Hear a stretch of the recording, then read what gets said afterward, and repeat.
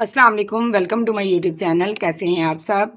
तो आज हम पढ़ेंगे मज़ामीन। 4 मज़ामीन हम पढ़ेंगे। तो सबसे पहला है हुब्बे वतन। सारे जिस्म को लेकर गुम ज़माने में, सारे जिस्म को लेकर गुम ज़माने में, बस एक दिल की धड़कन में पाकिस्तान रख। इंसान जिस खिताए अर्ज़ पर पैदा होता है, जहाँ पर परवरिश पाता है और जहाँ उसके अजीज़ व अकारब रहते हैं, वो उसका वतन कहलाता है। इंसान को अपने वतन से बेहद लगाव हो जाता है और वो उन जगहों को कभी भुला नहीं पाता। यही मोहब्बत उसको अपने वतन पर जान का नजराना देने पर मजबूर करती है। रंग इसको दिए हमने, इसे हमने संवारे, रंग इसको दिए हमने, इसे हमने संवारे, ये देश हमारा है, हमें जान से प्यारा है। हुब्बे वतन के बगैर इंसान की तकमील ही नामुमकिन है। इसको अपने वतन से भी मोहब्बत हो जाती है और इस जज्बे से सरशार होकर वो अपनी जान कुर्बान करने पर आमादा हो जाता है। मिसल मशहूर है कि वतन से मोहब्बत ईमान से है। हुब्बे वतन महज एक जज्बा ही नहीं बल्कि इसके बहुत से तकाजे हैं। इसका सबसे बड़ा तकाजा तो वतन से वफादारी है, यानी इंसान को अपने वतन के ज़रे ज़रे से बेपनाह मोहब्बत है। हमें चाहिए कि अपने वतन की सन्नत व तजारत और मौशियत को बेहतर बनाएं, क्योंकि वतन का मफाद हमारा अपना मफाद है। वतन की सरहदों की हिफाजत भी वतन से मोहब्बत का तकाजा है। आंधियों का क्या भरोसा, क्या बगौलों का यकीन, आंधियों का क्या भरोसा, क्या बगौलों का यकीन, रोज़ ऊंची अपनी दीवारें चमन करते रहो। हमने अपना वतन इस्लाम के नाम पर हासिल किया था, इसलिए ज़रूरी है कि हम इस मुल्क में इस्लामी निज़ाम राइज करें, मुल्की रवायात और सकाफ़त को फ़रोग़ दें। मुख्तसर ये कि अमानत, दयानत और वफ़ादारी हुब्बे वतन के तकाज़े हैं, मगर ये तकाज़े बहुत मुश्किल हैं। लेकिन अगर किसी के दिल में वाक़तन वतन की मोहब्बत रची बसी हो तो इन तकाज़ों पर पूरा उतरना कतई मुश्किल नहीं। वतन पे फ़िदा जो इंसान है, वतन पे फ़िदा जो इंसान है, कि हुब्बे वतन जुज़ो ईमान है। आगे हमारा मज़मून है आबे ज़मज़म। आब फ़ारसी ज़बान का लफ्ज़ है जिसके माना है पानी, जबकि ज़म अरबी ज़बान का लफ्ज़ है जिसका माना है रुक जाना या ठहर जाना। मक्का मुकरमा की मस्जिद अल हराम से 15 मीटर के फासले पर जनूब मशरिक में हिजरे अस्वद के सीध में एक कुआं वाक़या है जिसके पानी को आबे ज़मज़म कहते हैं। आबे ज़मज़म मुसलमानों के लिए बहुत मुतबरिक है। आबे ज़मज़म का चश्मा 4000 साल कदीम है। यह 13 फीट चौड़ा, 11 फीट लंबा और 33 मीटर गहरा है। आबे ज़मज़म दुनिया का बेहतरीन पानी है जो भूख और प्यास में यकसा मुफीद है।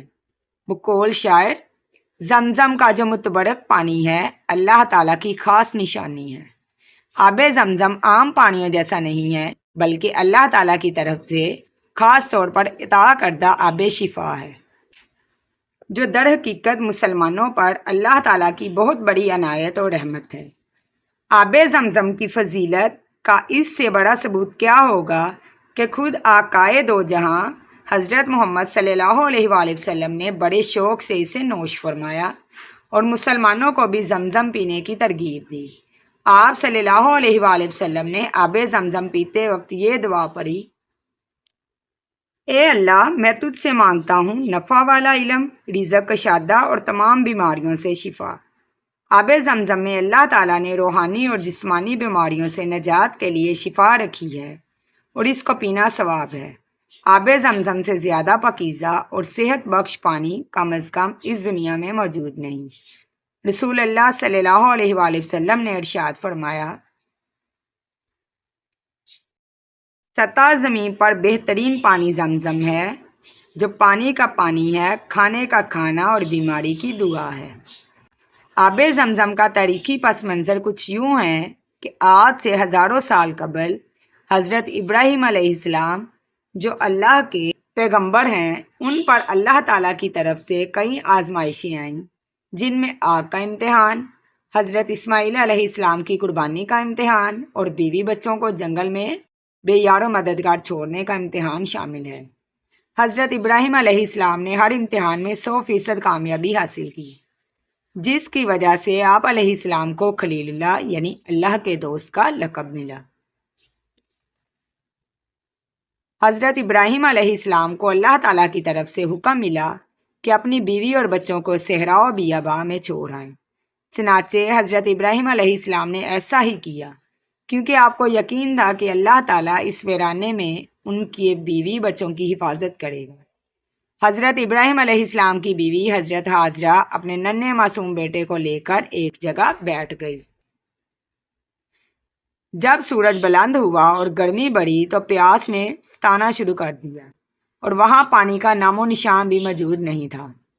حضرت اسماعیل علیہ السلام کو بہت شدت سے پیاس محسوس ہونے لگی۔ پیاس سے نڈھال بچے کو دیکھ کر اماں ہاجرہ تڑپ اٹھی اور بے قرار ہو کر اللہ تعالیٰ سے پانی کے حصول کے لیے دعا کرنے لگی۔ جب بچے کی حالت نازک ہو گئی تو اماں ہاجرہ مضطرب ہو کر اٹھی اور بچے کو زمین پر لٹایا اور ایک پہاڑی پر چڑھی اور پھر دوسری پہاڑی پر پانی کی تلاش میں چڑھی۔ آخر کار جب 6 چکر مکمل ہو گئے تو اللہ کی رحمت کو جوش آیا اور حضرت ہاجرہ 7واں چکر مکمل کر کے واپس آ گئیں تو ایک خوشگوار منظر دیکھا کہ بچے نے پیاس کی شدت سے جہاں ایڑیاں رگڑی تھی وہاں سے پانی ابل رہا ہے۔ حضرت ہاجرہ نے کہا زمزم یعنی رک جا، تو پانی رک گیا۔ یہ منظر دیکھ کر حضرت ہاجرہ نے اللہ کا شکر ادا کیا اور بچے کو پانی پلایا اور خود بھی پیا۔ کتنی مقدس ہے اکبر اس بچے کی پیاس، کتنی مقدس ہے اکبر اس بچے کی پیاس، جس کی ٹھوکر سے روانہ زمزم ہوتا ہے۔ یہ تھا ہمارا دوسرا مضمون آب زمزم۔ آگے تیسرا مضمون ہے تعلیم نسواں۔ اللہ رب العزت نے حضرت آدم علیہ السلام کو تخلیق فرمایا اور جنت میں بھیج دیا۔ حضرت آدم علیہ السلام کو جنت میں ساری نعمتوں کے باوجود کچھ کمی سی محسوس ہوئی، تو اس کمی کو دور کرنے کے لیے اللہ تعالیٰ نے اماں حوا کو تخلیق فرمایا۔ گویا یہ کائنات عورت کے وجود کے بغیر نامکمل اور ادھوری ہے۔ بقول شاعر: وجود زن سے ہے تصویر کائنات میں رنگ، وجود زن سے ہے تصویر کائنات میں رنگ، اسی کے ساتھ سے ہے زندگی کا سوزے دوروں۔ تعلیم نسواں سے مراد ہے عورتوں کی تعلیم۔ علم حاصل کرنا جیسے مردوں کا حق ہے، ویسے ہی عورتوں کا بھی حق ہے۔ عورت اگر تعلیم یافتہ ہوگی تو اپنی ذمہ داریوں کو احسن طریقے سے ادا کرے گی۔ مرد اور عورت دونوں کے فرائض اور ذمہ داریاں الگ الگ ہیں اور ان کو پورا کرنے کے لیے دونوں کا تعلیم یافتہ ہونا ضروری ہے۔ مشہور قول ہے: مرد کی تعلیم ایک فرد کی تعلیم، جبکہ ایک عورت کی تعلیم ایک خاندان کی تعلیم ہے۔ مذہب اسلام میں عورتوں کو تعلیم حاصل کرنے کا پورا حق دیا گیا ہے۔ حدیث شریف میں آتا ہے، ترجمہ: علم کا حصول ہر مسلمان مرد و عورت پر فرض ہے۔ نبی کریم صلی اللہ علیہ وآلہ وسلم جہاں مردوں کی تعلیم کا اہتمام فرماتے، وہیں آپ صلی اللہ علیہ وآلہ وسلم نے ایک دن عورتوں کی تعلیم و تربیت کے لیے مخصوص کر رکھا تھا۔ آپ صلی اللہ علیہ وآلہ وسلم کی ازواج مطہرات آپ سے دین کی تعلیم سیکھتیں اور پھر دوسری مسلمان عورتوں کو بھی سکھاتی تھیں۔ اس طرح دین کی تعلیم مردوں کے ساتھ ساتھ عورتوں تک بھی پہنچتی رہی۔ داناؤں کا قول ہے، ماں کی گود بچے کی سب سے پہلی درسگاہ ہوتی ہے۔ اس درسگاہ سے بچہ جو بھی سیکھتا ہے وہ اس کی آئندہ زندگی پر بہت اثر انداز ہوتا ہے۔ اگر ماں پڑھی لکھی اور تربیت یافتہ اور نماز روزہ کی پابند ہوگی تو بچہ بھی انہی اوصاف کا مالک ہوگا۔ اسی متن میں حضرت شیخ عبد القادر جیلانی کی مثال لی جا سکتی ہے کہ ان کی ماں نے انہیں ہمیشہ سچ بولنے کی نصیحت کی تھی، اور اسی نصیحت اور اچھی تربیت کی وجہ سے ڈاکوؤں کا پورا گروہ راہ راست پر آ گیا۔ گھر کی مثال ایک چھوٹی سی سلطنت کی طرح ہے، جس میں مرد بادشاہ اور عورت کی حیثیت اس کے وزیر کی سی ہوتی ہے۔ ظاہری بات ہے، اگر وزیر پڑھا لکھا ہوگا، تربیت یافتہ ہوگا، تو ہی وہ بادشاہ کو اچھا مشورہ دے گا، جس سے سلطنت کا نظام بہت اچھے طریقے سے چلے گا۔ بالکل اسی طرح گھر کا نظام اچھے طریقے سے چلانے کے لیے مرد کے ساتھ ساتھ عورت کا تعلیم یافتہ ہونا بے حد ضروری ہے۔ اگر عورت پڑھ لکھ جائے تو نسلیں سنوار دیتی ہے۔ فرانس کے مشہور بادشاہ نپولین کا قول ہے، آپ مجھے پڑھی لکھی مائیں دیں، میں آپ کو بہترین قوم دوں گا۔ تو اگلا ہمارا مضمون ہے اسوہ حسنہ صلی اللہ علیہ وآلہ وسلم۔ جس کی آمد کو صدیاں ترستی رہیں، جس کی آمد کو صدیاں ترستی رہیں، اے خوشا ہم کو وہ مہربان مل گیا۔ قانون فطرت ہے کہ جب کائنات میں باطل سر اٹھاتا ہے تو اسے کچلنے کے لیے حق کی طاقت سامنے آتی ہے۔ چنانچہ جب نمرود نے خدائی کا دعویٰ کیا تو حضرت ابراہیم علیہ السلام تشریف لائے، اور جب فرعون خدا بن بیٹھا تو حضرت موسیٰ علیہ السلام کی تشریف آوری ہوئی۔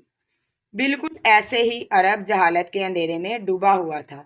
ہر طرف کا گٹا ٹوپ اندھیرا تھا، باطل ہی باطل تھا، حق کا نام و نشان ہی نہیں تھا۔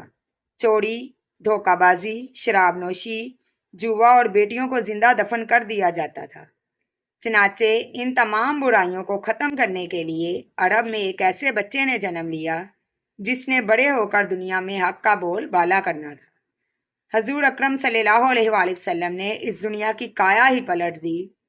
آپ صلی اللہ علیہ وآلہ وسلم اعلیٰ شخصیت اور ہر لحاظ سے کامل شخصیت کے مالک تھے۔ آپ صلی اللہ علیہ وآلہ وسلم کی زندگی تمام انسانوں کے لیے بہترین نمونہ ہے۔ آپ صلی اللہ علیہ وآلہ وسلم اعلیٰ اخلاق کے مالک تھے۔ قرآن مجید میں بھی آپ صلی اللہ علیہ وآلہ وسلم کے اعلیٰ اخلاق کی گواہی دی گئی ہے۔ ترجمہ: اور اے نبی، بے شک آپ صلی اللہ علیہ وآلہ وسلم اخلاق کے اعلیٰ مرتبے پر فائز ہیں۔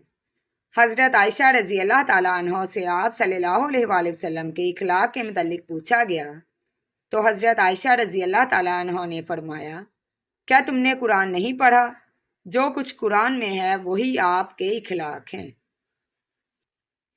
آپ صلی اللہ علیہ وآلہ وسلم ہمیشہ عاجزی و انکساری سے رہتے اور رات رات بھر اپنی امت کے لیے خدا سے گر گرا کر دعا مانگتے۔ آپ صلی اللہ علیہ وآلہ وسلم نے چھوٹوں سے محبت و شفقت کا درس دیا اور فرمایا، ترجمہ: جو شخص ہمارے بڑوں کا احترام نہیں کرتا اور ہمارے چھوٹوں پر شفقت نہیں کرتا وہ ہم میں سے نہیں۔ حضور اکرم صلی اللہ علیہ وآلہ وسلم کی سچائی اور ایمانداری کی وجہ سے تمام عرب آپ صلی اللہ علیہ وآلہ وسلم کو صادق اور امین کہہ کر پکارتے تھے۔ حضور اکرم صلی اللہ علیہ وآلہ وسلم کی ذات ہر زمانے کے لوگوں کو مکمل رہنمائی فراہم کرتی ہے۔